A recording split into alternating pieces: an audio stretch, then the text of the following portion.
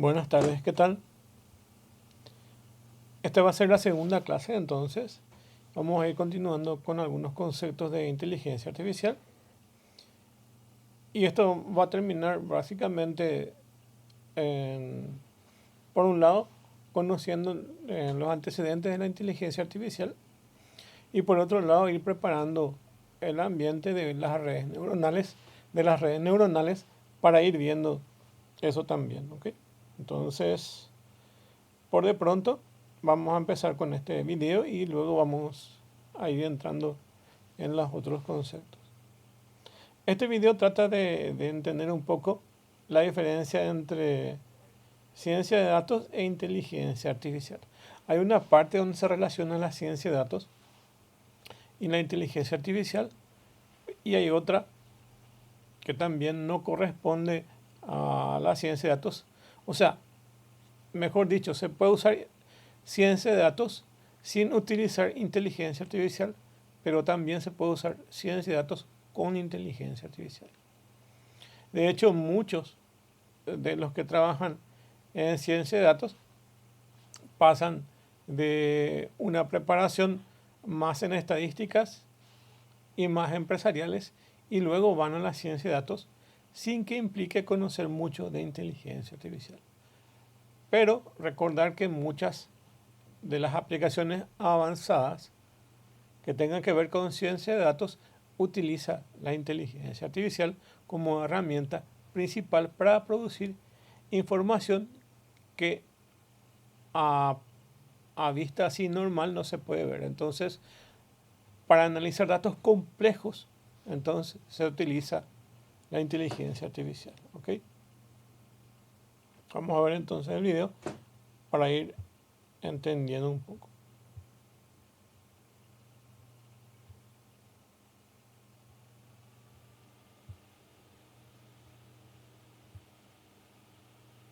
Hola de nuevo, soy Feregrino y hoy les voy a hablar de la ciencia de datos. Bueno, de entrada, la ciencia de datos es una de esas palabras rimbombantes que la gente está utilizando mucho, generalmente en los medios, para describir cosas que en realidad no son ciencia de datos. Pero bueno, para comenzar a hablar de la ciencia de datos hay que definir tres conceptos importantes. El primero, ¿qué son los datos? Los datos son un conjunto de hechos desorganizados, sin ninguna estructura, que de entrada no dan más información que lo que se ve a simple vista. Un buen ejemplo de datos podrían ser las temperaturas de los anteriores 200 años en la Tierra. El segundo concepto es el de la información. Y vamos a definir a la información como un conjunto de datos ya organizados, estructurados y presentados bajo cierto contexto, de tal modo que al revisarlos o al verlos a quien los observa le resulte de utilidad. Como por ejemplo, podríamos tomar esas temperaturas de los 200 años anteriores en la Tierra y organizarlas de un modo cronológico y presentarlas en un gráfico de barras, por ejemplo, para poder observar que la temperatura del planeta ha estado aumentando. El tercer concepto es el concepto del conocimiento. Y es que, bueno, el conocimiento se podría definir como entender la información y poder sacar algo útil de esta. El conocimiento se forma internamente a partir de la información que recibimos. Una vez definido esto, podríamos decir que la ciencia de datos se encarga de transformar los datos en información y a la vez hace lo mayor posible porque esa información se transforme en conocimiento. Para lograrlo, la ciencia de datos se apoya en tres pilares. El primero de ellos es en las matemáticas, cosas como cálculo, álgebra, estadística, probabilidad y demás materias forman parte del primer pilar. El segundo pilar son las ciencias de la computación, cosas como programación, bases de datos, inteligencia artificial, aprendizaje en máquina y demás. El tercer pilar es variante. Podríamos verlo como un comodín. Y es que este pilar se trata de la disciplina a través de la cual se generaron estos datos y para la cual se quiere aplicar la ciencia de datos. Puede ser el campo de la medicina, el campo de la educación, el campo financiero, el campo de ventas y demás. Como dije, este es un comodín y este pilar puede ser reemplazado por cualquier otro área del conocimiento sobre el cual se quiera obtener información extra a partir de los datos que ya contiene. Hay un diagrama de Venn muy famoso que ilustra esto. Aunque bueno, para ser honesto, también hay que decir que existen muchos diagramas de Venn que tratan de explicar lo que es la ciencia de datos. Algunos inclusive podrían resultar hasta graciosos y sarcásticos. A mí me gusta verlo como dos islas. Tenemos la isla de las matemáticas y la isla de las ciencias computacionales. Ocasionalmente entre ellas existe cierta comunicación, pero no es sino hasta que aparece un puente, es decir, el puente de la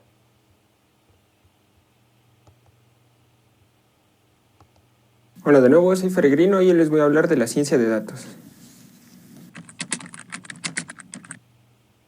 Bueno, de entrada, la ciencia de datos es una de esas palabras rimbombantes que la gente está utilizando mucho, generalmente en los medios, para describir cosas que en realidad no son ciencia de datos. Pero bueno, para comenzar a hablar de la ciencia de datos hay que definir tres conceptos importantes. El primero, ¿qué son los datos? Los datos son un conjunto de hechos desorganizados, sin ninguna estructura, que de entrada no dan más información que lo que se ve a simple vista. Un buen ejemplo de datos podrían ser las temperaturas de los anteriores 200 años en la Tierra. El segundo concepto es el de la información. Y vamos a definir a la información como un conjunto de datos ya organizados, estructurados y presentados bajo cierto contexto, de tal modo que al revisarlos o al verlos, a quien los observa le resulte de utilidad. Como por ejemplo, podríamos tomar esas temperaturas de los 200 años anteriores en la Tierra y organizarlas de un modo cronológico y presentarlas en un gráfico de barras, por ejemplo, para poder observar que la temperatura del planeta ha estado aumentando. El tercer concepto es el concepto del conocimiento. Y es que, el conocimiento se podría definir como entender la información y poder sacar algo útil de esta. El conocimiento se forma internamente a partir de la información que recibimos. Una vez definido esto, podríamos decir que la ciencia de datos se encarga de transformar los datos en información y a la vez hace lo mayor posible porque esa información se transforme en conocimiento. Para lograrlo, la ciencia de datos se apoya en tres pilares. El primero de ellos es en las matemáticas, cosas como cálculo, álgebra, estadística, probabilidad y demás materias forman parte del primer pilar. El segundo pilar son las ciencias de la computación, cosas como programación, bases de datos, inteligencia artificial, aprendizaje en máquina y demás. El tercer pilar es variante. Podríamos verlo como un comodín. Y es que este pilar se trata de la disciplina a través de la cual se generaron estos datos y para la cual se quiere aplicar la ciencia de datos. Puede ser el campo de la medicina, el campo de la educación, el campo financiero, el campo de ventas y demás. Como dije, este es un comodín y este pilar puede ser reemplazado por cualquier otro área del conocimiento sobre el cual se quiera obtener información extra a partir de los datos que ya contiene. Hay un diagrama de Venn muy famoso que ilustra esto.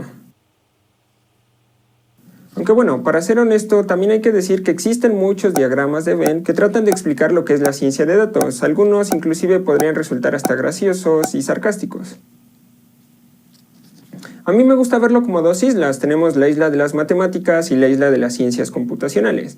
Ocasionalmente entre ellas existe cierta comunicación, pero no es sino hasta que aparece un puente, es decir, el puente de la disciplina sobre la cual se quiere trabajar, que existe una comunicación mayor y surge la ciencia de datos. Pero a todo esto, ¿para qué nos puede servir? La ciencia de datos se utiliza en bastantes campos. Sin embargo, algunos de los más prominentes y en donde tiene mayor participación es, por ejemplo, en el campo de análisis de riesgos. Este puede utilizarse para que una aseguradora decida cuál es el costo de sus seguros en determinadas zonas de un país, o inclusive para que el gobierno determine en qué partes de la ciudad es pertinente dar permisos de construcción. La ciencia de datos también nos puede ayudar en la detección de fraudes, ya sea grandes fraudes económicos, en traspasos internacionales o inclusive con tu propia tarjeta de crédito. Tal vez la ciencia de datos te ayude la próxima vez que clonen tu tarjeta. Otra buena aplicación son los sistemas de recomendación. ¿Alguna vez te has preguntado por qué Netflix es tan adictivo? ¿Y cómo es que decide invertir su dinero de tal modo que tú pases más tiempo viendo la televisión? La ciencia de datos tiene mucho que ver en esto. Y otro campo muy interesante es la planeación de rutas. Empresas como DHL, UPS y FedEx tienen sus camiones repletos de sensores de tal modo que van recolectando información. Esta a su vez ayuda a planear las rutas de manera más inteligente de tal modo que las empresas puedan repartir más productos en la menor cantidad de tiempo gastando la menor cantidad de gasolina. Eso sí, respecto a las ciencias de datos también existen bastantes confusiones y voy a hablar de algunas a continuación. La primera de ellas es que la ciencia de datos no se trata solamente del famoso Big Data. Y es que la ciencia de datos no solamente se puede aplicar a millones de registros en una tabla de una base de datos, sino que con la ciencia de datos casi cualquier cantidad de datos es susceptible a ser analizada y trabajada. Otra de las grandes confusiones es que la ciencia de datos no es inteligencia artificial, no es aprendizaje máquina. Cada una de ellas tiene diferentes métodos y distintos fines. Sin embargo, sí hay puntos en los que se llegan a cruzar y la frontera se puede volver un poco borrosa. Otra de las confusiones es que la ciencia de datos no es como un conjuro mágico que le puedas aplicar a una empresa y de pronto volverla exitosa. La ciencia de datos depende de tres factores. El primero son los datos con los que se va a trabajar. Si trabajas con datos que son basura, que no son bastante útiles, entonces el resultado va a ser basura, no va a ser útil. El segundo factor es el modelo que se utilice para analizar estos datos, ya que si no utilizas un buen modelo o un buen modo de análisis, podrías resultar teniendo conclusiones erróneas sobre los datos. Y el tercer factor es el contexto en el que pongas esta información generada. Y la tercera y última confusión de la que voy a hablar es que a pesar del nombre, ciencia de datos, no es una disciplina para la que necesites tener un doctorado en matemáticas o en ciencias de la computación para poder practicarla. Muchos expertos del área coinciden en que no es necesario que tengas una preparación mayor para poder usarla y aprenderla. Si bien sí necesitas tener conocimientos básicos de estadística y tal vez algunos de extracción de datos o manipulación de datos, no es nada del otro mundo. Y recuerda, en la ciencia de datos es tan valioso tener las matemáticas o el conocimiento sobre ciencias de la computación como lo es tener el conocimiento del problema o del área de la que se piensa atacar. ¿Y tú estás interesado en comenzar? ¿Habías oído hablar algo de la ciencia de datos? ¿La conoces en tu trabajo o en la escuela? Déjalo en los comentarios. Estoy interesado en conocer tus experiencias respecto al tema. Hoy, si te interesa la ciencia de datos, tal vez deberías comenzar por aprender o darle una refrescada a tus conocimientos sobre estadística y aprender lenguajes de programación como R o Python y consigas una fuente de datos. Si te interesa saber sobre alguno de estos, en las notas de este video dejo enlaces a sitios y recursos que tal vez te podrían resultar de utilidad. En fin, por mi parte es todo por este video. Espero te haya gustado, te haya resultado útil y si así fue, ya sabes, dale un me gusta y compártelo con alguien a quien también le pudiera resultar útil. Suscríbete si es que aún no lo has hecho y nos vemos la próxima.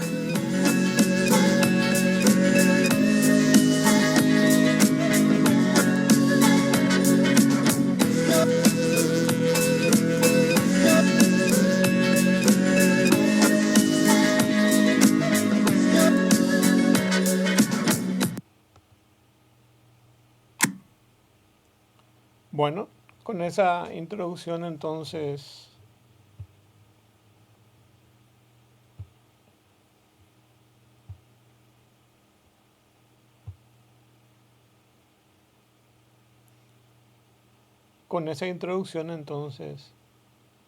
vamos a continuar, ¿ok?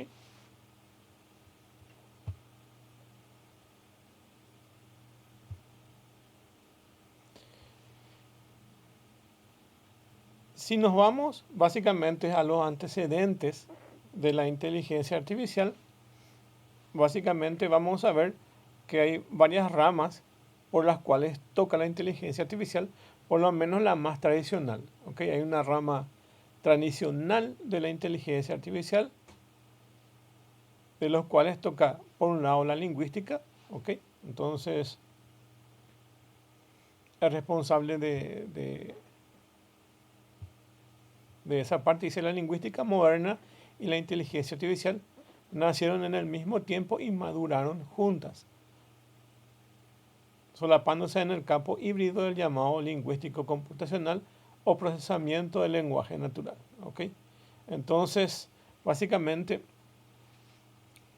lo que busca es trabajar con el lenguaje natural.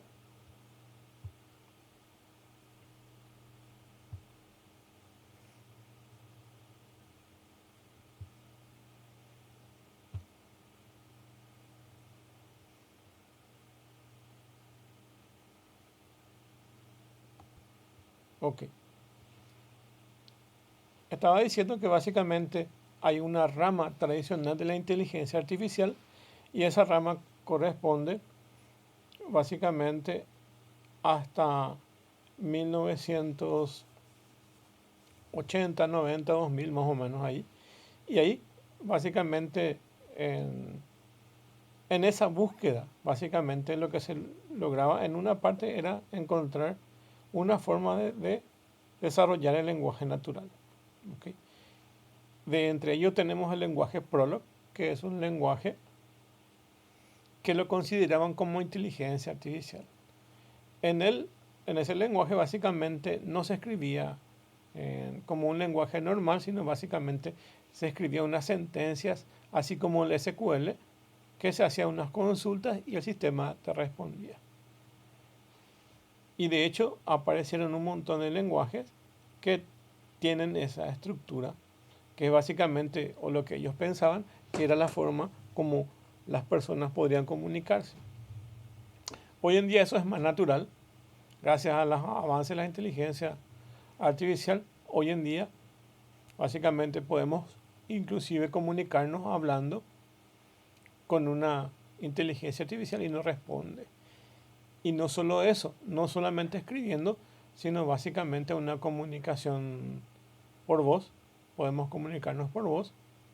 Entonces, la inteligencia artificial literalmente escucha lo que nosotros hablamos y nos responden de forma escrita o bien de forma hablada. Entonces, uno de los grandes avances que se tiene es justamente en el tema de la lingüística, ¿ok?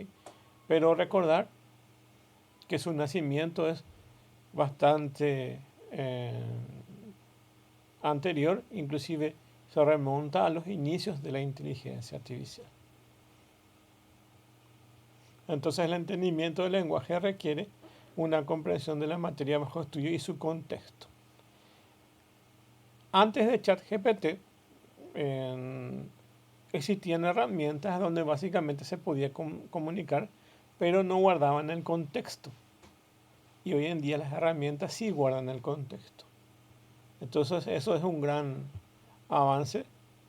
¿Qué significa eso? Que podemos tener una comunicación fluida, por ejemplo, a escribir en prompt y referirnos, por ejemplo, a calentamiento global, suponiendo que nosotros queramos comunicarnos y hacer consultas sobre calentamiento global. Podemos hacer varias preguntas sobre el calentamiento global y mediante el contexto, entonces, se mantiene esa comunicación y la máquina sabe, de acuerdo a ese contexto, que todo lo que estamos conversando con la máquina básicamente es sobre el calentamiento global. Entonces, se guarda ese contexto, ¿ok?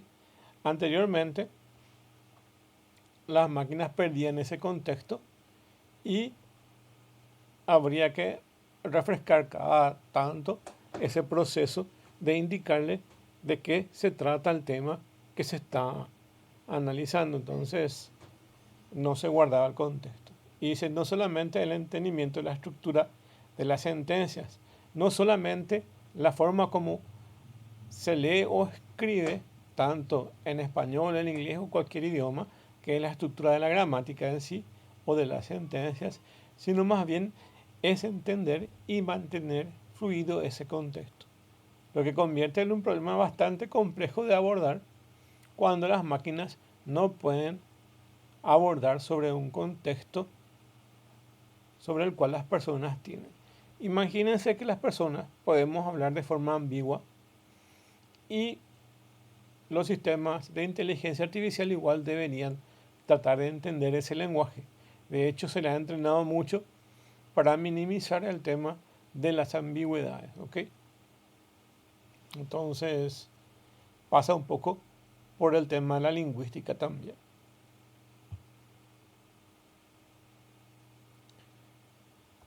Otro campo que tiene que ver mucho con la inteligencia artificial tradicional es la neurociencia, donde es el estudio de los sistemas neurológicos y en especial del cerebro. La forma exacta como un cerebro pueda manejar eso y generar un pensamiento son unos grandes misterios de la ciencia. De hecho, aunque tengamos las redes neuronales, hoy en día todavía es un misterio cómo funciona por dentro del cerebro. ¿Okay? Entonces, el hecho de que una colección simple de células pueden llegar a generar razonamiento, acción y conciencia es uno de los grandes enigmas a resolver. Cerebros computacionales realizan tareas bastante diferentes y tienen propiedades muy distintas. Según los cálculos de los expertos, se estimó para el año 2020 que las computadoras igualarían a la capacidad de procesamiento de los cerebros. De hecho, los cerebros electrónicos son mucho más veloces que el cerebro humano, pero todavía falta pulir algunas cosas, donde el cerebro humano todavía tiene mayor capacidad que un procesamiento computacional. ¿Okay? Entonces, muchos de los modelos de la inteligencia artificial fueron inspirados de la estructura y funcionamiento de nuestro cerebro.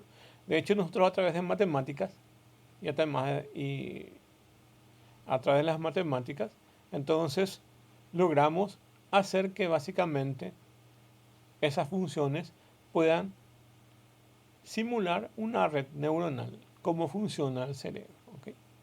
Entonces, cómo funcionan las interconexiones, cómo funcionan los transmisores o neurotransmisores. Eso se logró copiar de la parte de biología a lo que es computación.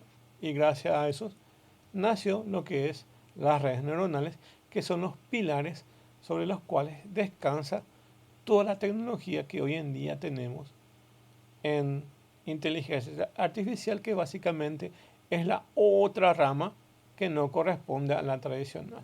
¿Okay? De la rama tradicional también encontramos la psicología. Los primeros lenguajes que fueron de inteligencia artificial estaban entre la psicología y la sociología y la lógica. Básicamente eran funciones de silogismos matemáticos que eran básicamente antecedente, consecuente y una acción. Básicamente es como un sí, sí, no. Entonces tenía esa relación. Pero básicamente también la psicología interactuaba mucho en lo que es en ese estudio. Entonces la psicología trata sobre el estudio, análisis de la conducta y los procesos mentales de los individuos y grupos humanos. La rama de la influencia que ha tenido la inteligencia artificial en la psicología cognitiva, que se encarga del estudio de la cognición, es decir, de los procesos mentales implicados en el conocimiento.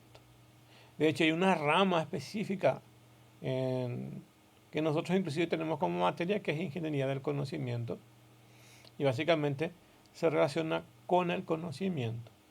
Si vemos el video, empezaba a hablar de datos, información y por último hablaba de conocimiento.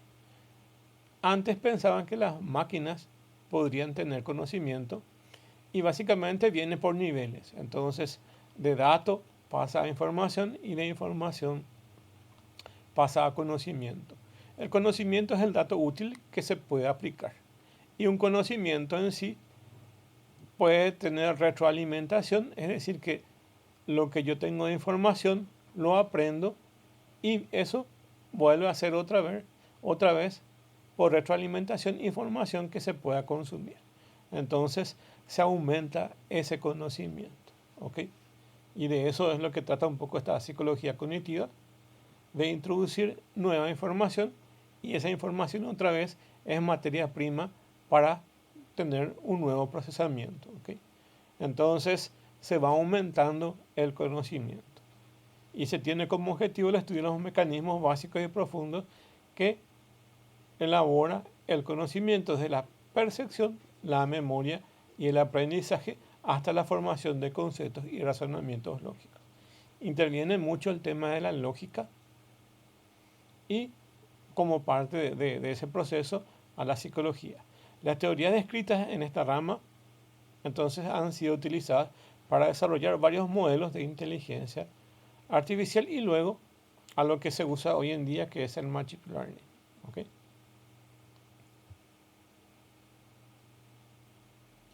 Otra la rama, y esta ya no es la tradicional, sino es el mismo Machine Learning, que es el aprendizaje automático, y es aquí el punto de inflexión donde la inteligencia artificial ha avanzado mucho.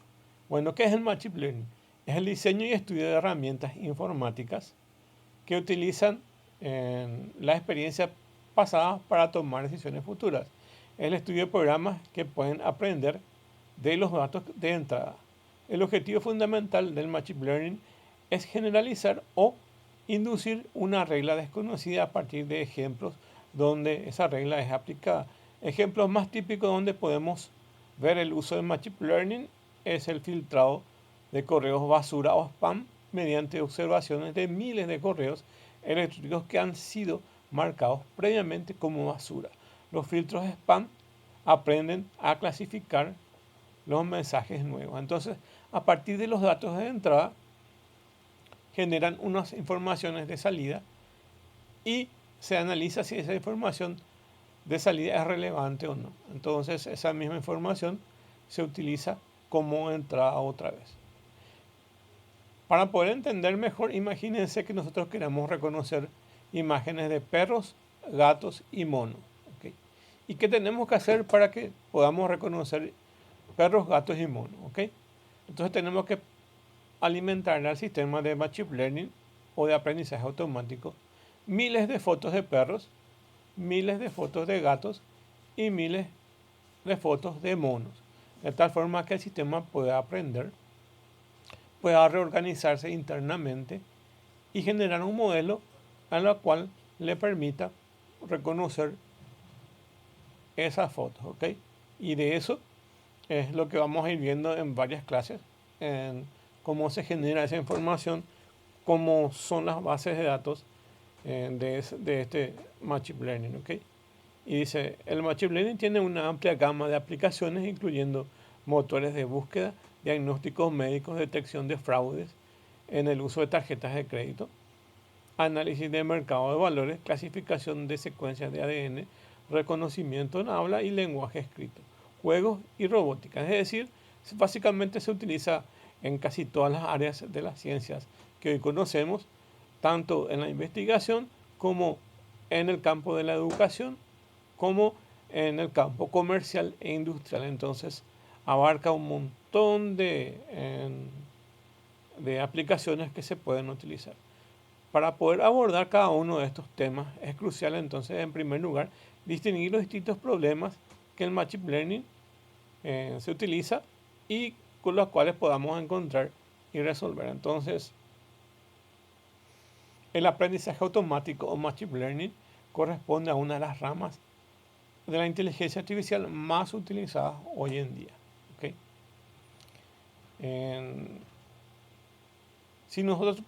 Si tuviéramos que programar en el lenguaje R o en el lenguaje Python, que son uno de los lenguajes más especializados para ciencia de datos y para producir información de clasificación de imágenes y otras que tengan que ver con la nueva rama de la inteligencia artificial, uno de los puntos de partida es el Machine Learning. Entonces, si queremos hacer ciencia de datos con datos avanzados, usamos Machine Learning. Si queremos reconocer perros, gatos y monos y otras cosas, otros objetos, entonces usamos Machine Learning. Si queremos clasificar objetos y cosas de nuestro ambiente, entonces utilizamos el Machine Learning. El Machine Learning es la parte más utilizada de la inteligencia artificial, pero como base utiliza el Machine Learning, luego viene el descubrimiento de lo que es Deep Learning, que es básicamente un peldaño más arriba de lo que es Machine Learning. Básicamente, cuando somos programadores, nosotros escribimos los códigos en Machine Learning. El programador genera entonces el razonamiento del Machine Learning. En el nivel un poco más arriba está el Deep Learning, que utiliza el Machine Learning, pero aquí las computadoras ya tienen su propia inteligencia. Entonces el Deep Learning utiliza más cantidad de redes neuronales y con esa disponibilidad de mayor cantidad de redes neuronales, entonces las computadoras literalmente piensan por sí solas. ¿Okay? Y eso es un poco el gran avance que tenemos aquí, donde las computadoras ya piensan por sí mismas. ¿Okay? Y eso es gracias al Deep Learning. Y teniendo otro nivel un poco más arriba, hoy en día tenemos la inteligencia artificial generativa, que utiliza tanto el Machine Learning, el Deep Learning y otras tecnologías para producir lo que es conocido como inteligencia artificial generativa, que es básicamente el top o el tope de la inteligencia artificial que tenemos hoy en día. ¿Okay? Es un tanto más complejo producir este tipo de sistemas, ¿okay? Y está caracterizado por empresas punteras en su ramo, ¿okay? hay que ver un poco si se pueda conseguir información de open source de cómo se generan esto. Creo que por de pronto, básicamente estos modelos solo están destinados para uso de estas empresas, ¿ok? Tanto de Gemini, en ChatGPT y otros, ¿ok? Lo que les quiero decir es que básicamente cuando utilizamos el Machine Learning y Deep Learning tenemos librerías gratuitas para poder utilizarlos con Python, ¿ok? Pero no tanto así con herramientas. Podemos utilizar ChatGPT y otras, pero están capsuladas esas no podemos todavía tocar, ¿ok? En el caso del Deep Learning y el Machine Learning, sí podemos inclusive generar nuestros propios códigos, porque ya es una tecnología que básicamente está disponible para que la gente pueda entender cómo se creó eso. Es decir, podemos ir al fondo y crear nuestras propias herramientas con Machine Learning, ¿ok? Pero básicamente también ya hay librerías ya generadas, generalmente por Google, que es la herramienta de TensorFlow, que es una herramienta básicamente 100% probada y es una de las más utilizadas para el tema del Machine Learning, ¿ok? Nosotros vamos a ir viendo eso, ¿ok? Vamos a usar Python para ver con el Machine Learning, ¿ok?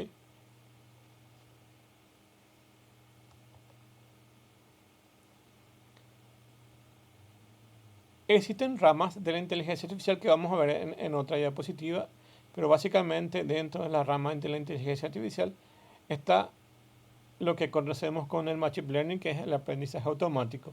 Dentro del aprendizaje automático podemos dividirlos en algunos tipos, que es aprendizaje supervisado. Y acá tienen el gráfico de una etiqueta, ¿ok? Entonces dice, los problemas de aprendizaje supervisado se enseña o entrena algoritmos a partir de datos que ya vienen etiquetados. Entonces coloqué esta imagen de una etiqueta para que se pueda entender. Entonces son imágenes etiquetadas. Le explico enseguida de qué se trata esto, ¿ok? Entonces tienen imágenes etiquetadas. Cuando mayor es el conjunto de datos, los algoritmos podrán generalizar en una forma más precisa. Una vez concluido el entrenamiento, se les brinda nuevos datos, ya sin las etiquetas, para que las respuestas sean correctas y el algoritmo de aprendizaje utilice la experiencia basada en lo que adquirió durante la etapa de entrenamiento para predecir resultados. Nosotros podemos entrenar colocando etiquetas o podemos entrenar sin etiquetas, ¿ok? Probando, lo que yo me di cuenta es que tenemos que el resultado es más óptimo cuando le agregamos etiquetas. Ahora le explico qué significa eso. Cuando nosotros vamos a reconocer imágenes de perros, gatos y monos, entonces podemos pasarle solo las fotos y lo que va a hacer es identificar esos patrones. Entonces va a identificar cuáles son los patrones característicos de los perros, de los gatos y de los monos. Va a inferir eso al sistema, va a tratar de encontrar esos parámetros, como detectar perros, gatos y monos. Pero lo que mejor funciona es el aprendizaje supervisado cuando le agregamos etiquetas. Es decir, que le pasamos una foto de un perro y le colocamos una etiqueta debajo de la foto y le decimos, este es un perro. Y luego le pasamos otra foto y le decimos, este es un perro, este es un perro. Entonces, a cada foto le colocamos una etiqueta. Entonces, el aprendizaje es más óptimo y genera mejor resultado, porque no solamente va a reconocer ciertos patrones característicos, sino ya le estás diciendo al sistema, esto es tal cosa, esto es tal cosa. Entonces, es más fácil para el sistema interpretar, porque ya sabe que esos patrones característicos corresponden a algo específico. Cuando queremos hacer entonces un entrenamiento para reconocer perros, gatos y monos, entonces lo ideal es que le coloquemos las etiquetas a cada una de las fotos, ¿ok? Entonces, recomendación para reconocer perros, gatos y monos. Entonces, coloquémosles las etiquetas. Cuando mayor es el conjunto de datos, los algoritmos podrán ser generalizados. Otra cosa es que si tenemos solo 5 fotos de perros, solo 5 fotos de monos y 5 fotos de gatos, igual al sistema le va a ser muy difícil aunque le pongamos las etiquetas. Lo ideal es que pasemos, por ejemplo, 1000 perros, 1000 fotos de perros etiquetadas, 1000 fotos de gatos etiquetadas y 1000 fotos de gatos etiquetados. Entonces, eso es lo ideal. En conclusión, el mejor aprendizaje para reconocer fotos o imágenes es el aprendizaje supervisado. ¿Ok? Cuando tengamos información certera, entonces vamos a aplicar el aprendizaje supervisado. Cuando no tengamos información certera, vamos a usar este otro que se llama aprendizaje no supervisado. Y si en los problemas de aprendizaje no supervisado, el algoritmo es entrenado usando un conjunto de datos que no tienen ninguna etiqueta. En este caso, nunca se dice que el algoritmo va a representar los datos. La idea es que el algoritmo pueda encontrar por sí solo patrones. Eso es lo que se busca, que el sistema encuentre esos patrones por sí solo y que ayuden a entrenar un conjunto de datos. Ahora le explico mejor. Hay veces que por las características en sí de la información son incompletas. Entonces se utilizan patrones para poder obtener más información. ¿Ok? Ejemplo, cuando nosotros vamos a usar en el caso de el aprendizaje supervisado, tenemos que tener información completa. ¿Ok? Entonces, si queremos analizar las ventas de una empresa, imagínense, vamos al campo de una empresa, queremos analizar las ventas de una empresa y tenemos los totales de ingresos por día. Entonces, en el shopping, en tal local, entonces vendió por 10 millones el primer día, el segundo día por 15 millones, el tercer día 20, 30, ¿ok? Entonces tenemos información certera sobre algo preciso, ¿ok? Entonces se puede saber. O si queremos saber con datos más específicos, podemos dividir con mayor precisión. Por ejemplo, sabemos si el que compra es del sexo o género masculino o femenino. Entonces podemos dividir también por tipo de género. Entonces vinieron 10 personas del sexo masculino y 5 del sexo femenino el primer día. El segundo día vinieron 10 del sexo femenino y 10 del sexo masculino. Entonces sigo teniendo información certera. ¿Ok? Ahora, cuando me voy al aprendizaje no supervisado, me falta información. Entonces, imagínense este caso. Es un local de venta de calzados deportivos y se quiere saber básicamente el rango de edades de los clientes. Entonces, de buena primera, el comercio no tiene esa información. Entonces no puede etiquetar esa información. ¿Cómo podemos saber indirectamente esa información? Quizás por por la medida del calzado. Entonces, por cuánto calza la persona, podemos obtener más o menos un promedio. Si es un niño o uno que es joven o que está en la edad adulta, entonces más o menos podemos obtener indirectamente esa información.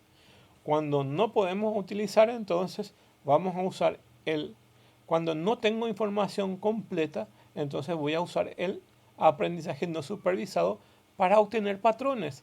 Y de ahí quizás, de aplicar eso, entonces me dé tres conjuntos el sistema de patrones. Me dice que aproximadamente ingresaron 15 niños 20 jóvenes y 30 adultos. Entonces, más o menos, el sistema va a tratar de adivinar eso por patrones que va a generar su salida. Entonces, cuando tengo información certera, es aprendizaje supervisado. Y cuando no tengo tanta información certera, pero quiero obtener mayor información, entonces utilizo el aprendizaje no supervisado. ¿Ok? Entonces, ahí ya tenemos estos dos. Cuando yo sé qué es lo que quiero, entonces le pongo una etiqueta a todo lo que yo sé. Y cuando va a ser un aprendizaje supervisado, solamente le paso la información y el sistema va a analizar sin estas etiquetas. El otro caso es el aprendizaje por refuerzo. Y para poder entender el aprendizaje por refuerzo, es otra forma de aprendizaje, pero no es machine learning. ¿Okay? Básicamente se utiliza mucho en los juegos de computadoras, donde básicamente imagínense que tienen una mascota, tienen un perro y contratan un entrenador. Ustedes van a ser el entrenador de esa mascota, ¿ok? Y le piden que haga ciertos ejercicios al animal. Y cada vez que el animal hace de forma correcta, entonces le regalan una galletita, indicándole que está haciendo correctamente lo que se le pide al animal, ¿ok? Y cuando no hace correctamente, entonces no se le da la galleta. Entonces el animal va a entender que está haciendo de forma incorrecta y va a tratar de hacer de forma correcta. Y de eso se trata el aprendizaje por refuerzo. Los problemas de aprendizaje por refuerzo, el algoritmo aprende observando el mundo que lo rodea. Su información de entrada es el feedback o retroalimentación que obtiene del mundo exterior como respuesta a sus acciones.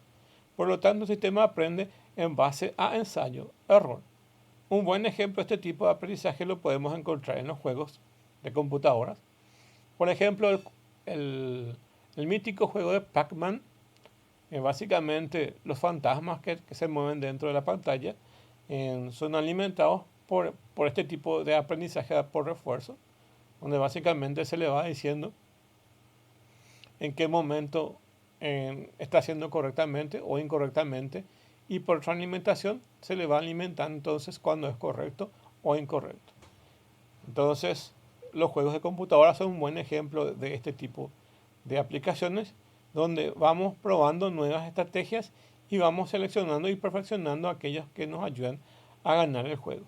A medida que vamos adquiriendo más prácticas, el efecto acumulativo de refuerzo a nuestras acciones victoriosas terminará creando una estrategia ganadora.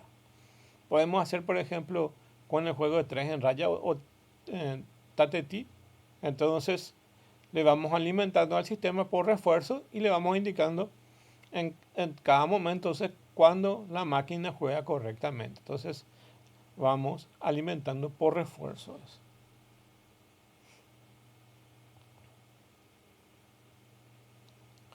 Otra rama, básicamente, de la inteligencia artificial que tenga que ver con el aprendizaje automático es el Deep Learning, que, como dijimos, básicamente el Machine Learning es la base y un peldaño más arriba corresponde al Deep Learning. El Deep Learning constituye un conjunto particular de algoritmos de Machine Learning que utilizan estructuras profundas de redes neuronales para encontrar patrones de los datos. Este tipo de algoritmos cuenta actualmente con un gran interés y han demostrado ser sumamente exitosos para resolver determinados tipos de problemas, como por ejemplo el reconocimiento de imágenes. Muchos consideran que este tipo de modelos son los que nos van a llevar hacia el futuro y resolver definitivamente los problemas que se generan en la inteligencia artificial. De hecho, muchas empresas utilizan esto. Hay un caso muy particular que ocurrió en Estados Unidos, que generalmente suelo contar. ¿Okay? Una empresa contrató a una consultora grande en Estados Unidos, que es una empresa financiera, y el software lo que tenía que hacer es identificar los tipos de clientes y utilizó el Deep Learning. ¿Okay? Entonces, lo único que tenía que decir es que si el cliente es apto para un préstamo o no. ¿Okay? Eso es lo que tenía que decir. Y entonces la empresa alimentó con el sistema de Deep Learning los datos de entrada de los clientes, ¿ok? Pero por algún motivo, entonces utilizaron el Deep Learning y no el Machine Learning. Entonces la programación ya no lo hicieron ellos y dejaron que las redes neuronales puedan decidir si el cliente es apto o no para un préstamo. Pasó que muchos de los clientes solicitaban un préstamo y el sistema le negó los préstamos. Entonces, desesperados los clientes llamaban a la financiera en Estados Unidos, a la casa al banco en sí, o al lugar donde solicitaban el préstamo, ¿ok? Diciéndole que ellos no son buenos pagadores y que son excelentes clientes de la institución. Pero como recibieron muchas quejas, entonces le tuvieron que llamar a la empresa que desarrolló el software y le preguntaron cómo es posible que haya rechazado muchos de los clientes que eran excelentes pagadores, ¿ok? Entonces, los consultores de esa empresa revisaron el sistema y le informaron a la que daba crédito, a la empresa que daba crédito. Entonces le informó que básicamente está desarrollado por un sistema de Deep Learning y que ellos no conocían básicamente cómo razonaba la máquina. O sea, no sabían el razonamiento en sí de esos datos. Entonces, evidentemente ahí hubo un problema de alimentación de los datos del Deep Learning. Bueno, y son uno de los errores que tuvieron en el tema Deep Learning. Entonces, a veces también hay que atender con los datos de entrada, ¿ok? Otro ejemplo puede ser los famosos chatbots que en algún momento Facebook tenían probando, donde básicamente en algún momento le llegaron a enseñar cómo comunicarse y en algún momento dejaron de depender de la comunicación humana. O sea que en el proceso básicamente se les estuvo introduciendo la información para que puedan comunicarse esos chatbots y en algún momento entonces ya no necesitaron de humanos. Entonces los chatbots entonces se comunicaban de forma eficiente y básicamente ya no necesitaban que una persona esté detrás de ellos y inclusive cambiaron ese lenguaje o la forma de comunicaciones que estaban previstas, ¿ok? Por otras formas donde básicamente los programadores ya no sabían qué es lo que estaba pasando. Entonces Facebook básicamente optó por apagar las dos máquinas de chatbot que se estaban comunicando, porque básicamente ya salía fuera del control. Entonces, aquí sí existe algo que las máquinas ya puedan pensar, ¿ok? Por sí solas. ¿Y cómo se logra eso? Con un montón de redes neuronales, utilizando el mismo concepto de Deep Learning, pero ampliando la cantidad de redes neuronales. Entonces, en algún momento, solo los datos de entrada se analizan con los datos de salida y ya no se requiere de sistemas de programación. Entonces, eso es un poco el avance que tenemos. Vamos a ver después que tenemos tres etapas o tres capas de esas redes neuronales y las capas que están en el medio que se denominan ocultas. Estas son las responsables de que se generen más cantidades de redes neuronales y eso hace que se genere este deep learning. Entonces se aumenta la cantidad de neuronas y llega a un punto que ya no se requiere la interacción humana, sino las máquinas, en teoría por lo menos, puedan ya tener su propia inteligencia, ¿ok? Bueno, esto es uno de los grandes avances que tenemos.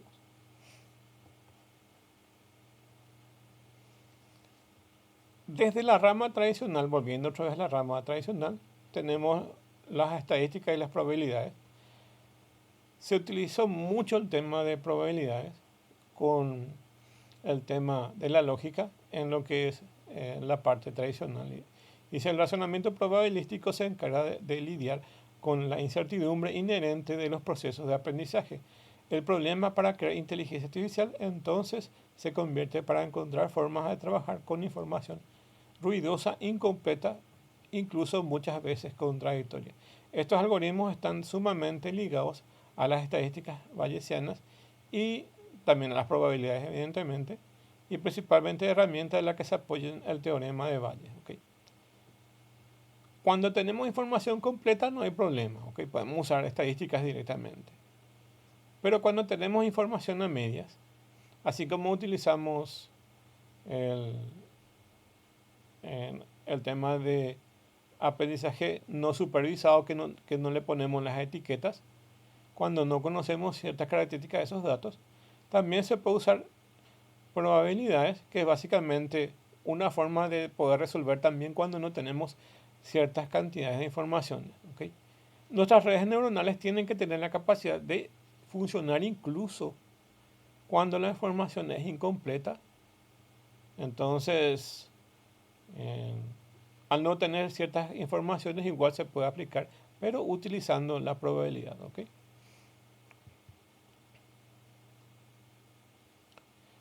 Otro tipo de algoritmos son los algoritmos genéticos y básicamente se relacionan con los diferentes tipos de algoritmos que se denominan por enjambre.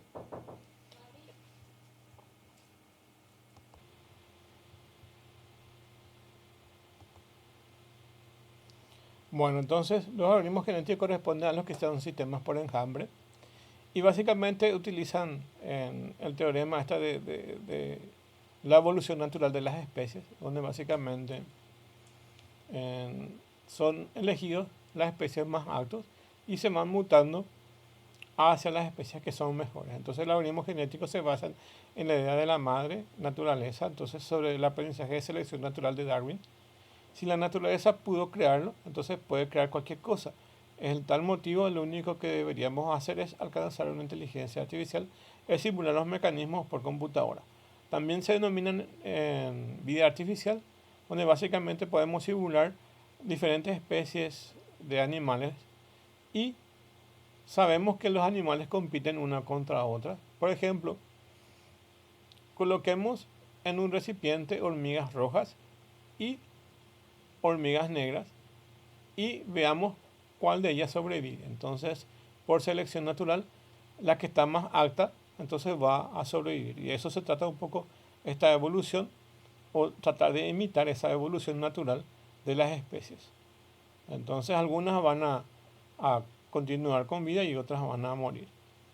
Entonces, así funciona todo esto. Y de esto se trata un poco los algoritmos genéticos. ¿Okay?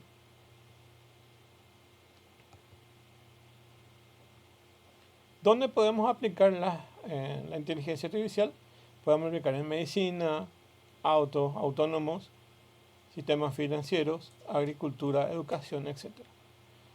Si ustedes se dan cuenta, por ejemplo, las de IA generativas, más que otras ramas, no sé si es que se dan cuenta, más está especializada actualmente por el tema de educación. ¿Okay? Funciona súper bien por el tema de educación. De hecho, si es que ven algunos videos, se van a dar cuenta que dentro de poco los tutores van a desaparecer y las máquinas van a tener esa capacidad de poder entrenar sin un tutor humano. Entonces, probablemente los docentes sean los afectados en el proceso. ¿Cuál es la ventaja de tener un tutor artificial? Es que básicamente tenemos disponible 24/7 en cualquier momento. Conoce de muchos temas más que los humanos. Tiene la capacidad de poder traernos información mucho más rápida que cualquier sistema. Actualmente muchas tesis o investigaciones son hechas a través de inteligencia artificial. Entonces, esa información que es extraída, imagínense todo el proceso de lo que hace una tesis. Si yo voy a hacer una tesis como alumno, ya sea de grado, pregrado o lo que sea, ¿qué es lo que hago? A partir de mis conocimientos, entonces, y mi experiencia como profesional, entonces, o como estudiante, entonces a partir de ahí voy a construir ese conocimiento. Pero ¿qué voy a hacer? Me voy a acercar a unos libros y voy a leer esos libros. ¿Ok? Voy a extraer esa información y voy a tratar de entender o deducir esa información. Pero como humano, básicamente tengo la capacidad de poder procesar cierta cantidad de información y no bibliotecas enteras en poco tiempo, ¿ok? Y tampoco voy a poder recorrer toda la red de internet ni todas las bibliotecas virtuales que existan para poder traer esa información. ¿Y qué yo hago entonces? Me siento en algún lugar, empiezo a leer un libro, a marcar, quitar, pasar eso en limpio en una computadora, coloco en un lenguaje natural, escribo ahí el texto que voy a explicar. Si le coloco las citas, le voy a colocar las citas ahí en ese momento. Y voy a ir formando en el texto de investigación que estoy analizando. ¿Okay? El proceso está súper bien, pero imagínense qué es lo que hace la inteligencia artificial actualmente. La inteligencia, ustedes cuando le piden información en la inteligencia artificial actualmente, se va y recorre un montón de bibliotecas virtuales. Extrae esa información en segundos. También se va en internet, extrae un montón de PDFs y de un montón de páginas web. Luego hace el resumen y te trae. Y como él ya maneja el lenguaje natural, es capaz de escribirte inclusive como escribe una persona. Y te va a escribir como si fuera una persona, porque ya tiene las estructuras gramaticales de cada lenguaje. Inclusive te va a poner las citas como lo vas a hacer naturalmente. ¿Y cuánto va a tardar? Probablemente va a tardar, vamos a ponerle minutos, probablemente tarde 5 minutos para exagerar. Y voy a tener un texto ya preformateado y con lenguaje natural. ¿Okay? Hasta ese punto estamos hoy en día de avanzados. ¿Okay? No sabemos hasta dónde podemos llegar. Inclusive cualquier tema que ustedes, del conocimiento que ustedes tengan, o si les gusta algún hobby y manejan bien desde temprana edad ese hobby, ustedes le hacen consultas y él va a manejar porque evidentemente se precargó ciertas cantidades de información. O sea, generar la inteligencia artificial es costosa. Aparte del hardware y la parte de servidores que hay que mantener y la parte de generación de energía. Aparte de eso, se pagó un montón de dinero para que diferentes personas especializadas, cada uno en su ramo, entonces empiecen a cargar esa información y empiecen a hacer aprendizaje automático a través de ese proceso. Entonces, el resultado es una gran base de datos con un montón de información y la capacidad de hacer lo que nosotros le pedimos en algún momento dado. Inclusive si a ustedes les gusta electrónica o les gusta biología o lo que sea, entonces ustedes pueden consultar y les va a traer información tanto antigua como moderna. ¿Okay? Entonces tienen todo eso. Y tenemos que ver la capacidad inclusive de generación matemática. Imagínense que yo no llegué a probar todavía, pero sería bueno, interesante probar. Imagínense que tengan una integral o una derivada y colocan el gráfico del problema de la derivada o la integral y le piden que les genere el resultado. Y luego le piden que le genere el proceso de cómo se obtiene eso. ¿Okay? Entonces, eso es realmente muy avanzado como herramienta en sí que tenemos hoy en día. Las aplicaciones son múltiples y dependiendo de los campos de aplicación, estamos solamente viendo el campo de lo que corresponde a la generación de investigación o de la parte educativa. Se utiliza mucho en empresas. De hecho, gran parte del marketing en sí que se puede generar.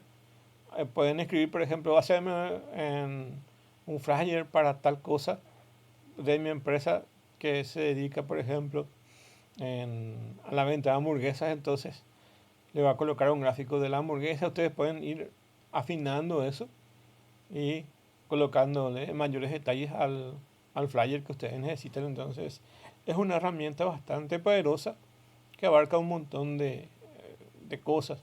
Pueden hacer videos cortos, entonces le pueden incluir ahí. Pueden hacer una presentación o un video que antes costaba eso, dinero, generar eso. Entonces ahora está más al alcance de la mayoría. Entonces tenemos, por ejemplo, la aplicación artificial en medicina, donde básicamente puede analizar diferentes situaciones, o utilizando la robótica se puede hacer cirugías bastante complejas que la mano humana. Imagínense ustedes que son cirujanos y tengan que hacer una cirugía. Con el pasar de los tiempos, los reflejos de las personas cambian, entonces las personas pueden perder ciertas capacidades, pero si utilizamos ciertas máquinas, entonces tenemos habilitado esas posibilidades. También podemos predecir enfermedades, podemos analizar situaciones, un montón de cosas que se puede usar en medicina. En los autos autónomos, entonces, hoy en día existen ciudades que están autotripuladas, entonces hay, por ejemplo, así como Volt, podemos solicitar desde un punto A hasta un punto B el viaje, y el sistema autónomo directamente sigue los caminos hasta ubicarte desde el punto A hasta el punto B sin tener un driver. Entonces son autos autónomos que básicamente ya están instalados o utilizados en los países más adelantados. La banca es también uno de los campos que se ha beneficiado, así como por ejemplo la detección de fraude de tarjetas de crédito. Como por ejemplo, si yo estoy en Paraguay y tengo una tarjeta de crédito que lo utilizo en Paraguay y después alguien hace una transacción en Hong Kong, por ejemplo, o en Tailandia, entonces el sistema automáticamente va a advertir que hay un intento de fraude porque físicamente estoy en Paraguay y hay una transacción en Tailandia. Es imposible que yo esté al mismo tiempo en dos lugares, ¿ok? Y como ya hablamos, básicamente el tema de otorgar créditos, entonces también se puede usar Machine Learning para ese proceso. La agricultura también es beneficiada por el tema de usar GPS o sistemas que analizan el suelo, ya sea quitando fotos o introduciendo algunos sistemas de mediciones. Entonces, tener una agricultura mucho más inteligente y de mayor productividad. ¿Okay? Y como dijimos, la educación es uno de los grandes beneficiados. Bueno, acá hay un poco algunos de los éticos y riesgos que tengan que ver con la inteligencia artificial. La gran pregunta, ¿vamos a perder los trabajos? Las personas podrían tener demasiado poco tiempo ocioso, ¿ok? Las personas podrían perder el sentido de ser únicos. Las personas podrían perder algunos de sus derechos privados. La utilización de los sistemas de inteligencia artificial podría llevar a la pérdida de responsabilidad. Mientras más se especialice la inteligencia artificial, muchas de nuestras tareas van a pasar a ser campo de los agentes inteligentes. Los agentes inteligentes van a generar correos y enviar correos. Los agentes inteligentes van a enviar mensajería electrónica, van a encargarse de interactuar con el cliente. Entonces, muchas de esas tareas que hoy en día hace una persona van a pasar al campo de los agentes virtuales inteligentes que hagan la misma tarea que un humano y que lo hagan de forma más eficiente 24/7 todo el día, porque las personas solamente tenemos ciertos rangos horarios que podemos ser productivos y las máquinas no tienen esa limitación. Y ahí viene un poco el tema de la ética y los riesgos que también se pueden dar. ¿Okay? A principio no podemos saber si eso va a implicar que las personas pierdan sus actividades laborales y haya una necesidad en cuanto a trabajo, entonces a una falta de distribución de esos trabajos, o básicamente podamos acomodarnos a hacer otras tareas. Eso va a depender un poco de los mercados. Evidentemente sabemos que el mercado capitalista, básicamente, si puede prescindir del material humano, lo va a hacer. Y si si puede incorporar máquinas o si puede incorporar sistemas de software que hagan el mismo trabajo, van a preferir evidentemente las máquinas y los software antes que humanos. ¿Ok? Entonces ahí viene un poco una implicancia de ética hacia las personas o no. ¿Ok? Y eso vamos a ir viendo según cómo vaya avanzando la inteligencia artificial y puedan o no ocupar ciertas tareas que hoy en día hace un humano. Hoy en día todavía no podemos decir a ciencia cierta si se pueden reemplazar o no esos trabajos, porque si se ponen a pensar los errores que comete la inteligencia artificial pueden ser bárbaros, ¿ok? Por eso todavía lo que puede hacer un humano es lo ideal. Imagínense el caso que estuvimos hablando sobre si una persona que está que quiera solicitar crédito o no, entonces si es apta o no, la inteligencia artificial todavía puede cometer muchos errores. Entonces, en este caso, perjudicó la integridad de la institución financiera y también perjudicó a los clientes que no pudieron obtener rápidamente esos créditos. Entonces, solo eso, o la misma cosa si quieren entrar en otros campos, también la inteligencia artificial puede tener errores y puede conducir a errores que no estaban previstos. Imagínense que le den el trabajo de arquitectura de obras totalmente al sistema de inteligencia artificial. Puede ser que no tenga errores y se haga bien el trabajo, o tenga errores y la construcción se venga abajo. Entonces, siempre debe estar supervisado todavía por humanos. ¿Ok? Entonces es un debate donde hay beneficios y riesgos que todavía están en contraposición.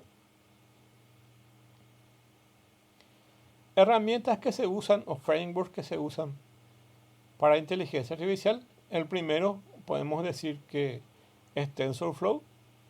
TensorFlow es una herramienta creada por Google y es una de las mejores herramientas empaquetadas y distribuidas de forma gratuita para poder utilizarlo con el Machine Learning o bien el Deep Learning. ¿Ok? Esta es una herramienta que es aconsejable utilizar. ¿Ok? Y es gratuito y es fácil de usar. Después tenemos PyTorch, que es un framework que se usa también en Deep Learning y se usa con Facebook y con otras herramientas. También se usa con una herramienta que se denomina YOLO, que es básicamente uno que permite analizar imágenes. ¿Okay? CAFE es un framework de Deep Learning también. CNTL es un conjunto de herramientas desarrolladas por Microsoft, de fáciles de usar, de código abierto, que va a utilizar el Deep Learning. Theano es una librería en Python que permite definir y optimizar y evaluar expresiones matemáticas. Deep Learning 4J es un Deep Learning que usa librería open source y trabaja con modelos de Deep Learning distribuidos con Java. ¿Okay? Entonces hay un montón de herramientas. ¿Okay? Bueno, y ahora voy a entrar un ratito.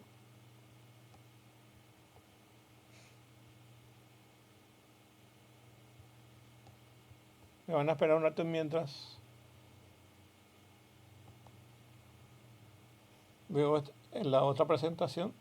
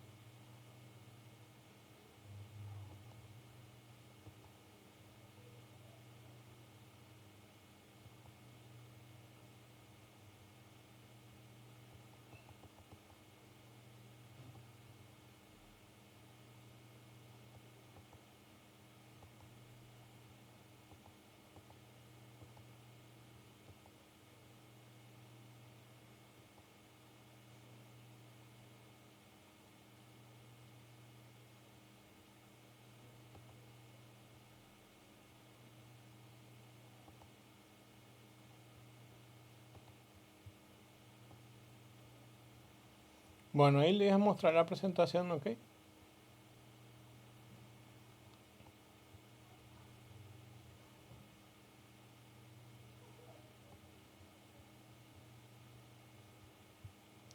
Bueno, ahora nosotros vamos a utilizar en el curso, ¿ok?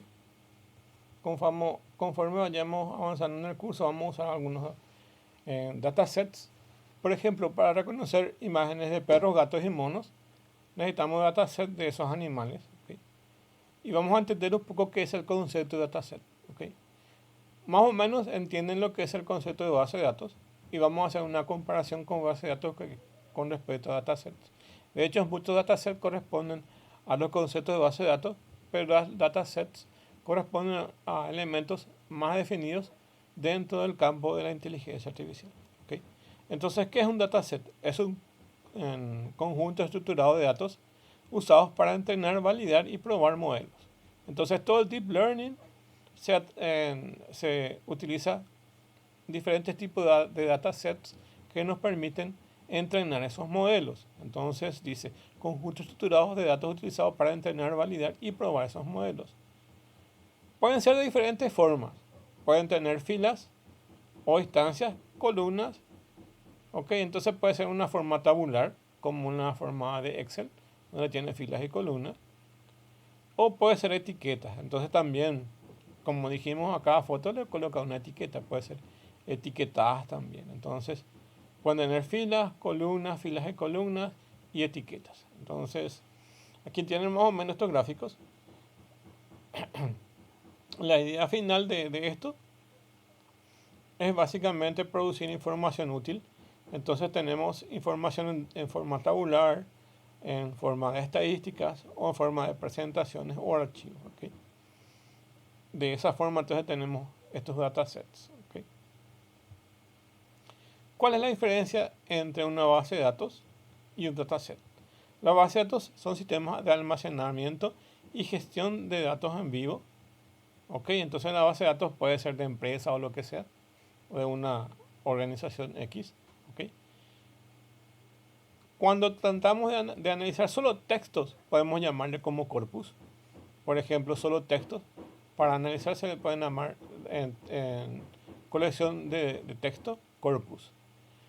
Cuando tenemos datos en bruto, sin procesarlo, lo denominan data lake, y es un almacenamiento de datos crudos y variados. Imagínense que tengan de correo electrónicos, en sistemas de Oracle, por ejemplo, con base de datos. Después tienen información de SQL Server o, por ejemplo, de un Excel, que todos datos son variados, de fuentes de datos distintas. Y el data lake es cuando se guarda en esos formatos crudos, sin procesarlos, ¿okay? ¿Y qué proceso ocurre cuando yo voy a hacer una consulta de eso? Ese dato crudo, en ese momento que yo hago la consulta, entonces se genera el formato que yo necesito y lo voy a procesar. Pero los datos están almacenados en una base de datos de forma cruda, o sea, con sus orígenes primarios. Es decir, que si es un archivo Excel, se guarda como archivo Excel. Si es un archivo TXT o de texto, se guarda como texto o TXT. Entonces, se guardan en sus formatos originales. Y cuando yo voy a llevarlo a mi sistema, entonces ahí se cambia de formato. Ese es el data lake. Y el data warehouse, que se utilizaba ya hace bastante tiempo, es un proceso inverso, pero es la misma cosa. Inverso, pero es la misma cosa. En el sentido de que si yo tengo SQL Server, entonces mi archivo de texto, mi archivo de Excel, mi archivo de lo que sea, se guarda en un formato que va a reconocer el SQL Server o mi base de datos en sí. Entonces es un formato que deja de ser crudo y se carga con el formato que va a reconocer mi sistema. Entonces el Data Warehouse es un almacén de datos ya procesados para su análisis. ¿Cuál es más rápido? ¿Data Lake o Data Warehouse? Si yo voy a procesarlo, es más rápido el Data Warehouse porque ya está en el formato que yo voy a procesar. Y el Data Lake está en formato crudo y va a tardar un tiempito en cambiarse de formato, ¿ok? Entonces, son eso. Corpus es para manejo de texto y nuestra base de datos es cualquier tipo de sistema de base de datos, ¿ok? Y nuestro dataset no es base de datos, sino es más bien de los sistemas que se van a usar en el Machine Learning y el Deep Learning para su procesamiento. Este ya vimos la clasificación de tipos de aprendizaje. Supervisados, las que tienen etiquetas. No supervisados no tienen etiqueta. Semi-supervisado es una mezcla de ambos con etiqueta y no etiqueta. Y aprendizaje por refuerzo es experiencia de un agente, de un perro, lo que sea, que aprende por refuerzo. Acá tienen la descripción de qué es cada uno de esos, ¿ok? Y para qué se utiliza cada uno. Más o menos estuvimos explicando que el aprendizaje supervisado es cuando yo tengo toda la información ya que yo necesito y puedo etiquetar. Cuando tengo el aprendizaje no supervisado, no tengo cierta información, me quedan ciertas incógnitas, pero yo quiero, a partir de justamente esas incógnitas, obtener información útil. El aprendizaje semi supervisado utiliza las dos. Por un lado, etiquetados y por otro lado, no etiquetados. Y el aprendizaje por refuerzo es una técnica que varía y que no tiene nada que ver con estas, sino más bien es uno que tiene recompensas cada vez que se va haciendo correctamente las acciones que yo necesito hacer. También tenemos la clasificación de esos formatos que dijimos que puede ser crudos o no crudos. Es decir, que en qué base de datos van a estar. Por ejemplo, las tabulares puede ser sistema en SB, Excel o SQL. Entonces son en formato tipo tablas, ya sea formatos separados de texto separados con coma, en Excel, lo que sea. Pueden venir de diferentes fuentes también, entonces puede ser que vengan de cualquier documento, de Word, Excel o lo que sea, provengan de documentos en sí, de redes sociales, etcétera. Imágenes que estuvimos hablando, que también podemos procesar imágenes, fotos, perros, gatos y monos, sistemas de radiografías de personas para detectar algunas enfermedades. También puede venir de audio, grabaciones en voz, video, streaming de video o de audio, y multimodales con una combinación de varios formatos, ¿ok? Entonces, de acuerdo a los formatos, tenemos esta clasificación, ¿ok? Y pueden ser tabulares, texto, imágenes, audio, video o cualquiera de ellos que son multimodales. También podemos tener una clasificación de origen y tamaño. De acuerdo al origen, puede ser real, que es básicamente la base de datos o el dataset así como viene. Sintético, que es básicamente uno generado por inteligencia artificial. Los datos pueden ser generados por humanos o pueden ser generados por la inteligencia artificial. Cuando son generados por la inteligencia artificial, son los sintéticos.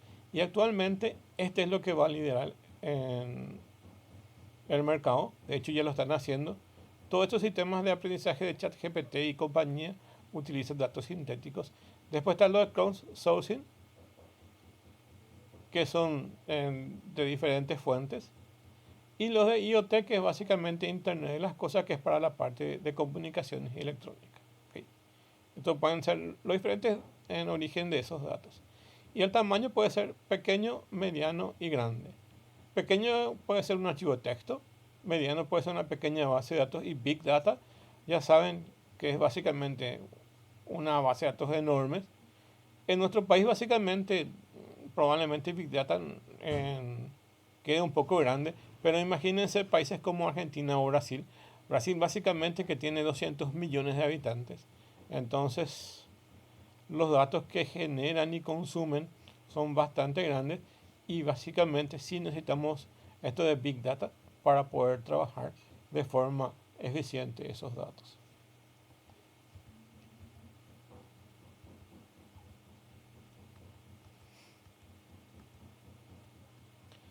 De acuerdo al ecosistema, esos datos pueden ser de origen del dato y básicamente es data source cuando es un dato de forma normal. Data stream cuando es un flujo de datos. Data repositorio, que es un repositorio de datos que puede ser centralizado. Data catalog, que tiene índices a ese dataset o base de datos. Pipeline, y básicamente aquí es un proceso. Esto se usa más para el tema de ciencia de datos. Acá en el gráfico van a ver un stream de la arquitectura ETL.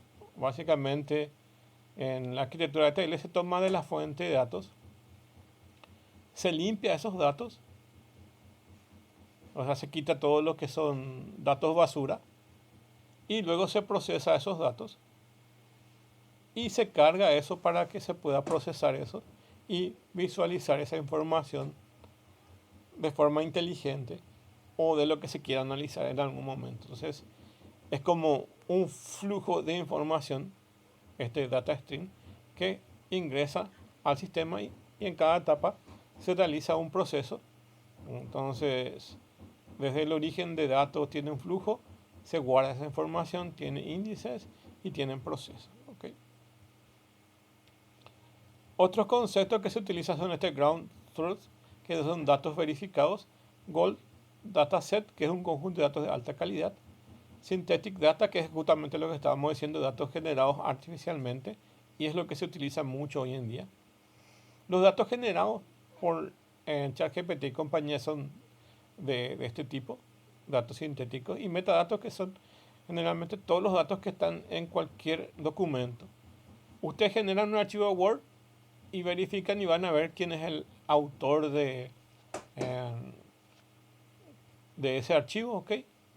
O algún formato gráfico, van a ver en qué programa se generó, o si quitaron una foto van a ver desde qué celular y qué fechas se colocó.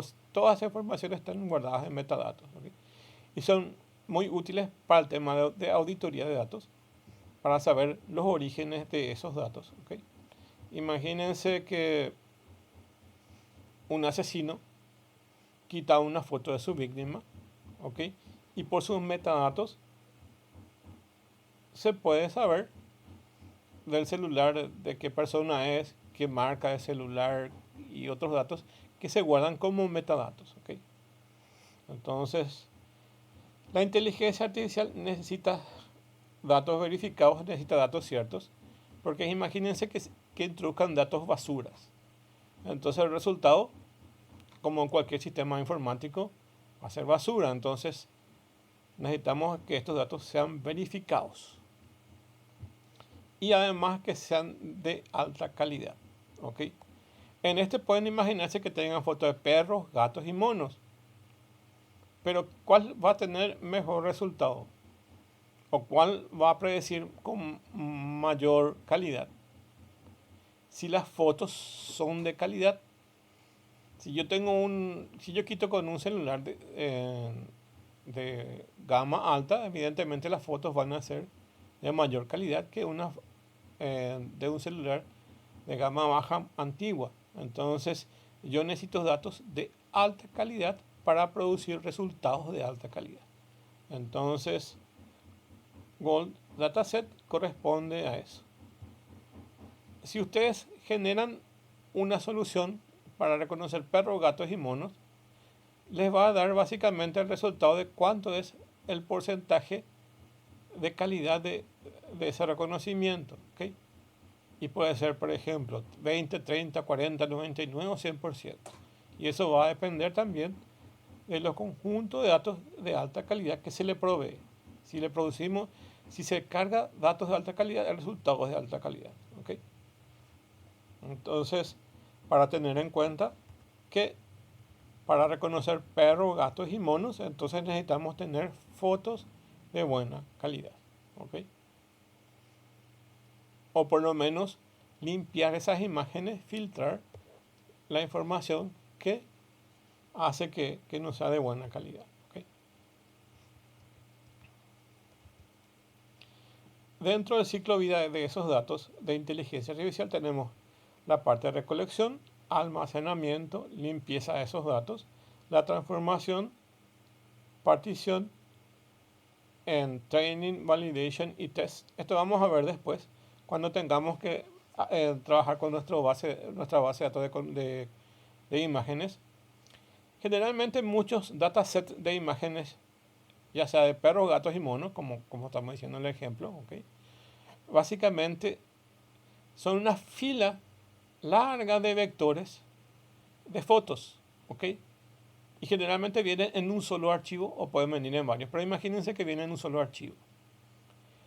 Y viene en un solo archivo y nosotros tenemos que separarnos en 3 bloques que son training, que es para entrenar, validación, que es para verificar, y test, que es para probar. Entonces nosotros vamos a dividir en 3 grupos diferentes esos datos, ¿ok? Y este es más o menos el ciclo que siempre ocurre con estos datos del dataset. Primero cargamos nuestro dataset y al recolectar esa información guardamos en algún medio, limpieza por si tenga, por imagínense que tengan datos de perros, gatos y monos y alguna de esas imágenes no hayan salido bien.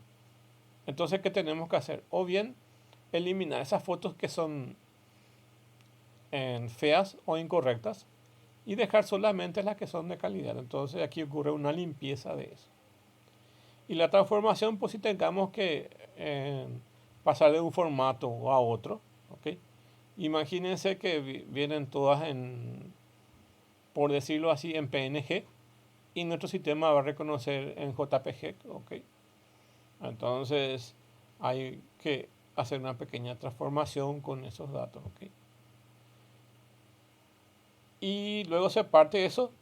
Después de las particiones generalmente ocurre la parte de aprendizaje automático y a partir de ahí se puede usar y mantener, ¿ok? Entonces ahí, eh, después del entrenamiento básicamente podemos probar y utilizar. Y ahí voy a poder reconocer mis imágenes de perros, gatos y monos que no son los mismos que se usaron para el entrenamiento, ¿ok? Son nuevas imágenes y de ahí justamente está el secreto de que el entrenamiento se les pase en este conjunto de datos de forma correcta para que pueda aprender correctamente y después utilizar datos que no sean los mismos y él automáticamente con su aprendizaje puede decir: tenés cierta probabilidad de que esa imagen que tenés ahí en un 99% es de un perro o de un 100% que es de un gato.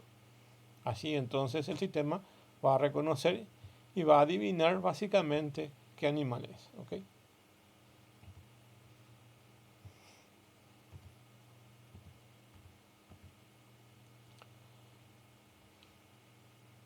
Los principios de un buen dataset tenemos aquí: la representatividad, la calidad, la diversidad, escalabilidad y la licencia clara, ¿ok? Entonces estos son los buenos principios para generar un buen dataset. Aquí marqué la licencia clara, ¿ok? La calidad ya vimos, la diversidad que básicamente pueda incluir más conjuntos, la escalabilidad que pueda tener imágenes de perros y después le agrego de monos y de gatos y luego voy ampliando con otras especies, ¿ok? Pueden ser, por ejemplo, capibara, que ahora está de moda, ¿ok? Entonces puedo ir agregando mayores cantidades de especies, ¿ok? Y me detengo en este último, que es la licencia clara. Cuando nosotros entrenamos cuando entrenamos estos modelos de dataset, puede ser que esta información de imágenes de perros, gatos y monos sean de acceso libre. Entonces es open source y puedo utilizarlo sin problema. Hay otros que tienen ciertas restricciones de licencia, por eso le habla de licencia. Entonces son parcialmente habilitadas para ciertas cosas y parcialmente no habilitadas para tal cosa. O algunas ser totalmente privadas de alguna institución y no puedo utilizarlas, ¿ok? Aquí quería hacer un poco, quería puntualizar algo que va a ser un poco el debate de lo que nos queda de aquí a la inteligencia artificial algunos años. Estuvimos hablando que básicamente el mayor logro de la inteligencia artificial está en la parte educativa, donde básicamente podemos producir información a partir de las que ya se generaron, podemos producir investigación de las que ya se generaron, Podemos producir tesis, podemos producir otras informaciones, podemos producir imágenes y videos. Ahora, ¿dónde está el problema? ¿Qué pasa con el copywriting de esas imágenes que generamos, de esos videos que generamos y de esa información de investigación que estamos generando? ¿Quién es el propietario? O bien es la inteligencia artificial o soy yo que utilizo y hago las consultas pertinentes a lo que yo estoy buscando, queriendo hacer. Eso va a ser un poco el debate de lo que nos queda desde un poco ahora mismo hasta cierta cantidad de años, hasta que se vaya definiendo. Probablemente con el tiempo esto se llegue a masificar en cantidad y los gobiernos empiecen a restringir ciertas cosas, las academias empiezan a restringir ciertas cosas, las empresas empiezan a restringir ciertas cosas y las empresas que generan IA generativa también empiezan a restringir ciertas cosas. Ahí vamos a tener el problema de las licencias, porque evidentemente tanto para usar datasets o como para producir información, habría que ver el tema de las licencias. Ahora, evidentemente está todavía en un proceso de evolución esto, pero pónganse a pensar en lo que constituye las licencias de lo que se genera con la inteligencia artificial. Por eso, si bien hablamos de dataset, quería puntualizar en la producción en sí, en el resultado en sí de lo que genera hoy en día la inteligencia artificial. ¿Quién es propietaria o qué parte de la licencia nos toca? Yo me acuerdo cuando había iniciado en los cursos de informática, empezaba a mirar por debajo en el archivo texto lo que generaba el compilador, por ejemplo el compilador del lenguaje C, y decía Portion Copywriting y decía el nombre de la empresa que generaba el compilador. Es decir, que yo puedo generar cualquier tipo de programa en lenguaje C, pero parte de ese código es dueña la empresa que generó el compilador. Entonces es una mezcla entre mi código y la que genera el software. Entonces imagínense el tema de las licencias. ¿Okay? Bueno, y eso es lo que quería puntualizar con eso. ¿Okay? Problemas comunes que se pueden dar en la inteligencia artificial son los datos faltantes. Bueno, cuando hagamos un sistema de inteligencia artificial, puede ser que mi sistema de recolección sea ineficiente, entonces tenga 5 datos, 5 fotos de perros, 15 fotos de gatos y 1500 fotos de monos. Ok, entonces me faltan datos para balancear. Me falta datos para balancear el reconocimiento. En teoría, tengo que tener 1000 fotos de perros, 1000 fotos de gatos y 1000 fotos de monos, ¿ok? Pero ¿qué pasa? Así como les dije, estaba desbalanceado, ¿ok? Entonces, puede ser que sean datos faltantes o que sean desbalanceados. O que las etiquetas sean incorrectas. Imagínense que en el proceso yo le doy o le contrato a una persona y tiene que etiquetarme 1000 fotos de perros. Y la persona no prestó mucha atención y a las 1000 fotos de perros le puso gato. ¿Okay? Entonces están etiquetadas de forma incorrecta. Y otro tema es con el sesgo de datos. También está relacionado con el tema de desbalanceo. ¿Okay? Significa que está sesgado o está más, más para un lado, para la izquierda o para la derecha. Imagínense que tengan fotos de perros, gatos y monos y tengan más fotos de perros. Entonces el sistema va a sesgar o va a predecir más imágenes de perros.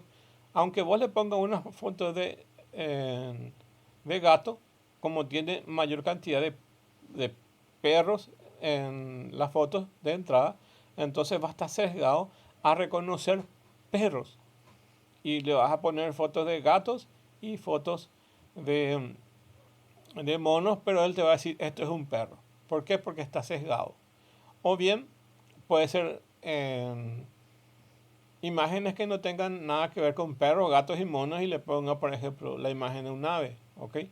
O le ponga X cantidad de imágenes de ave, entonces está sesgada hacia un lugar, ¿ok?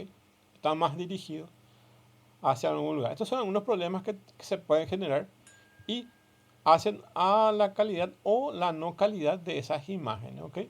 Entonces va más o menos por ahí. Bueno, en las licencias ya estuvimos viendo. Algunas licencias son open data, algunas son privadas o con ciertas restricciones legales, ¿ok? Ejemplo de algunos datasets que nosotros vamos a ver algunas. Vamos a ver este MNIST. Esta no, ImagenNet no.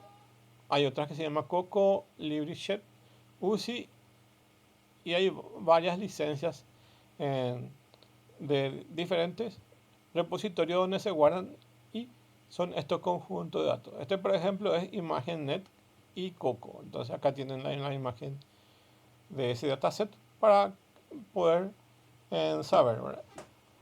Nosotros vamos a ver de este, específicamente de este que ven aquí y vamos a ver algunos videos que nos enseñan a cómo está estructurada esta, ¿ok? Entonces, esto tiene que ver con los datasets. Este dataset MNIST básicamente lo que hacía es reconocer los números de 1 hasta el 9, o sea, del 0 al 9, ¿ok?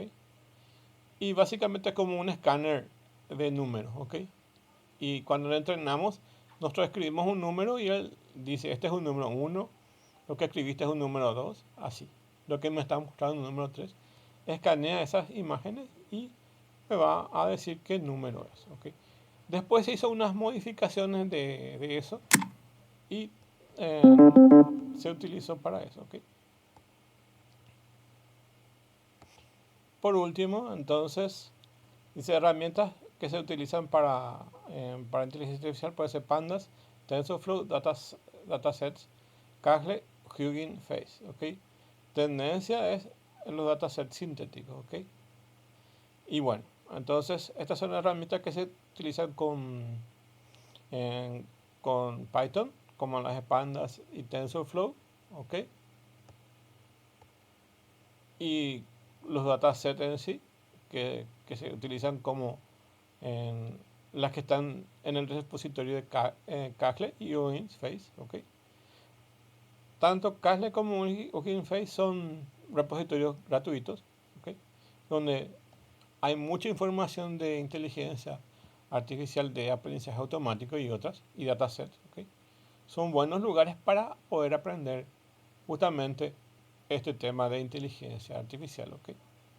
Y como trabajo del foro, básicamente corresponde a poder entender un poco sobre en completar en el foro que es Hugging Face. Entonces van a mirar un poco esto y van a responder, ¿ok? Bueno, y eso trata entonces nuestra clase y aquí terminamos, ¿ok? Muchas gracias.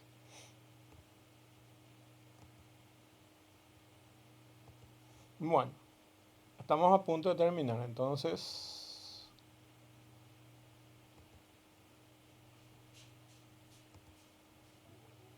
básicamente de acuerdo a las herramientas que se pueden utilizar tenemos dos librerías que están mencionadas acá.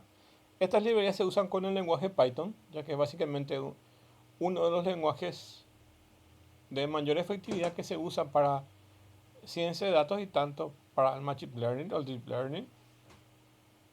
Panda es una librería que maneja datos estadísticos y también datos tabulares como Excel, ¿ok? Y TensorFlow es una herramienta que tiene, además de unos datasets que ya tienen cargado ahí para poder entrenar, ya tiene ciertas funciones que nos permiten hacer el Machine Learning, Deep Learning y otras cosas que tengan que ver con inteligencia artificial. Estas dos son herramientas gratuitas. Kaggle por su parte, es una página web donde básicamente es una comunidad gratuita, donde básicamente la gente puede aprender de forma autodidacta y puede bajar eso. Hay un montón de datasets ahí dentro. Puede bajar y puede utilizar, por ejemplo, TensorFlow, Pandas ahí y ir probando sus ejemplos. Hay ejemplos ya todo hecho. Hay explicación ahí. Entonces, es básicamente son tutoriales de inteligencia artificial que se pueden aplicar. Básicamente, lo más nuevo de inteligencia artificial está acá en Kaggle. ¿Ok? Entonces, si ustedes quieren aprender de forma didacta o autodidáctica, entonces pueden entrar en Kaggle y poder aprender. Hugging Face es de IBM y hace casi la misma cosa, ¿ok? Entonces, corresponde también a una página web donde ustedes tienen acceso a un montón de herramientas y explicaciones sobre inteligencia artificial, sobre Machine Learning y Deep Learning, y también dataset. Entonces, Kaggle y Hugging Face son muy parecidos. Y la tendencia es, como ya estuvimos viendo, que estos datasets sean sintéticos, es decir, creados por la misma inteligencia artificial. ¿Ok?